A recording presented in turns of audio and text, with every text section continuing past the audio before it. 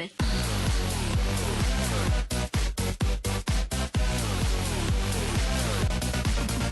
Yeah. Welcome everyone, I'm Metal Sensei, bringing you the news and reviews of adult games. Let me just say, it is good to be back making videos. There was a lack of content for over a month now. As many of you already know, I was busy with the moving, and then there was the acoustic problem with my new workspace, so I could not record anything decent. And of course, in middle of all this, I had to work my 9-to-5 job, so it has been quite a busy month for me. But without further delay, let me introduce you to a game called Monster Girl Island. Note that this is not a review because what we are dealing with here is a demo of a game currently under development. This is the first chapter, a prologue that lets you play the first hours of the full game. Just like the name suggests, Monster Girl Island is a game about an island full of sexy horny monster girls. You are just a random human washed up on the shore of this mysterious place, not quite sure how you ended up there. The story doesn't waste any time telling you how random it can be, as in the first minute into the game an android appears to the picture saving you from a hostile snake queen. Soon after, you are found by a dark elf and her overly positive cat girl who definitely is over the age of 18. These two take you back to their village from where your personal quest to have sex with anything and everything that breathes can begin. Where the story will take you from there, I won't spoil any further, but know that Monster Girl Island is actually trying to tell a somewhat interesting story that occasionally gives you the opportunity to choose dialogue options that will have an impact on characters and how they will act around you. So yes, there are consequences with permanent results, which is quite exciting to be honest. Though unfortunately, you don't get to witness that part much if at all in the demo. This is clearly something meant for the full game, but the introduction of the system was well placed and introduced in my opinion. Not something I have seen many games do is the way of how Monster Girl Island handles its dialogue. Here characters speak through text bubbles, silent without voice acting, but able to express their emotions through animations here and there. The text does not just pop up in front of you, but rather you have to actually turn around and look at the person who's talking to see what they are saying. It might not look much from the outside, but I did find this system fresh and a fun way to experience the story and the cutscenes. There is voice acting in the game, for at least one character for now, but all I can say about it is... It's you, isn't it? It really is you. You have no idea how hard I've been searching for you. My love.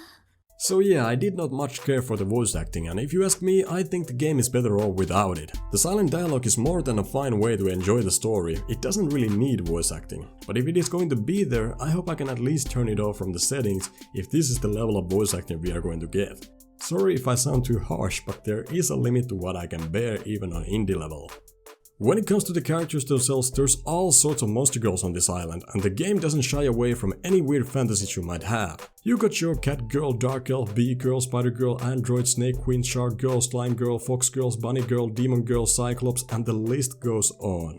There's currently a total of 17 girls announced for the full game, from which I got to experience 5 in the demo. We are talking about an adult game here, so naturally hentai is the big selling point at the end of the day, and I'm happy to tell you that Monster Girl Island does not disappoint on this part. All the quests eventually lead to sex, which is the case with many adult games, and here the quests are quite fun for the most part. Yeah, there are a couple fetch quests and escort missions that were tedious and even downright boring, but overall I found myself enjoying my time doing some of these quests. You get to spray goo on a slime girl in a whack-a-mole style of minigame, then there's riding a mount against time, which is more fun than it looks, at least for a while.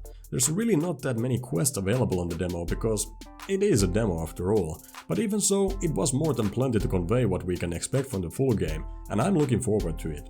Once you finally get to score some monster ass, which doesn't take you long, you find the true treasure in Monster Girl Island. These hentai scenes are done well and carry a nice atmosphere to them, each with their unique theme.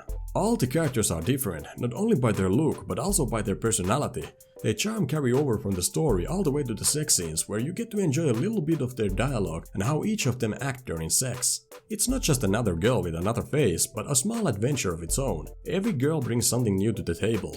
All the character models were also done really well. These are not just some random store-bought assets like we have come to expect on indie level, but each and every character is modeled by the developer himself, going by the name Redamz. More about him later. I'd be remiss if I did not point out how excellent the camera work is here during the sex scenes. Each and every scene had multiple camera angles, from which the first person view was always the best way to go for me, simply because of how extremely tasty they were. While I cannot show you the best parts, do take my word for it, they were something else. Not even many AAA games managed to pull off this well. A free camera mode almost always wins a fixed camera of course, but not having to bother to find a good angle when the game does it for you is a rare treat to enjoy.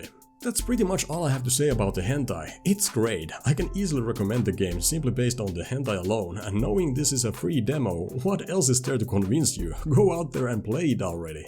Of course, I do have some gripe with the game. It's not all perfect, not by a long shot. For instance, the game world is far too big for its own good. There are plenty of empty open fields with absolutely nothing in them. They look okay from afar, but once you get there, no NPCs, nothing to see and nothing to do. And I know it's a game still under development, but the story gives me no hope that this is something that might fix itself in the full game. Apparently everyone in the village just left or disappeared mysteriously without leaving a trace, which is one of the main plot points in the story. But I cannot help but think it was just an excuse to make a big world that is mostly empty.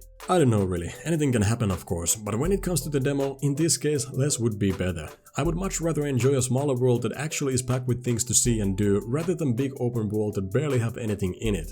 But don't get me wrong, for the most part the game world looks great, the graphics are there and some sceneries can be breathtaking, but having to travel great distances without having anything to do really is just boring, even with the mount that speeds up the process.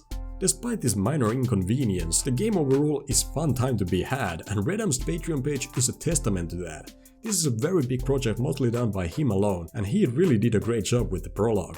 I had a little chat with Redamz over Twitter and asked him about the project. Though he was unable to tell when the full game is going to be finished, he did let me know it is going to be around 15 to 30 hours long depending on what the player chooses to do inside and outside the main story, which is actually more hours than I have ever spent around an adult game.